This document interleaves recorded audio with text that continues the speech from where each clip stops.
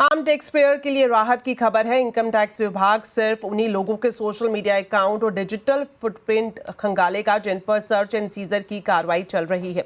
CBDT के member RN. परवाल ने CNBC आवाज से खास बातचीत में कहा कि नए इनकम टैक्स एक्ट को लागू करने के लिए रूल्स की ड्राफ्टिंग का काम इस साल के आखिर तक पूरा कर लिया जाएगा और साथ ही नया एक्ट 1 अप्रैल 2026 से लागू हो जाएगा।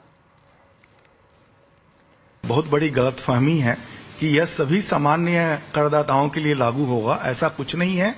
यह जो पावर है, एक तो ये पावर पहले से भी हमारे पास थे।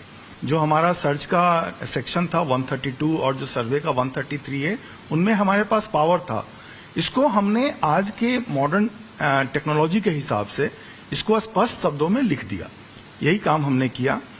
और जहां तक ये बात है कि यह केवल उन्हीं लोगों पे लागू होगा जिनके अगेंस्ट में हम सर्च एंड सीजर कर रहे हैं या सर्वे कर रहे हैं।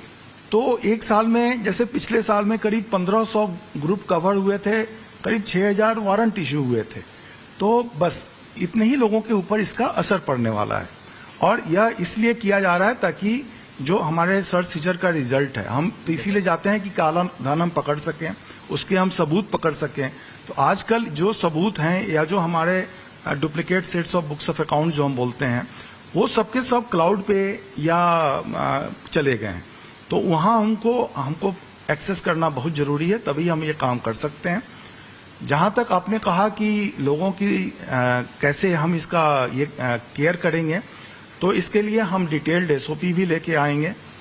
और वैसे मैं आपको बताना चाहूंगा कि जो हमारा आयकर अधिनियम 61 था और अभी जो आया, दोनों में एसएससीज के जो भी डाटा होता है, जो इंफॉर्मेशन होती है, वो कोई भी डिस्क्लोज नहीं कर सकता। उसमें किस समय डिस्क्लोज करना है, इसका भी प्रावधान ऑलरेडी है।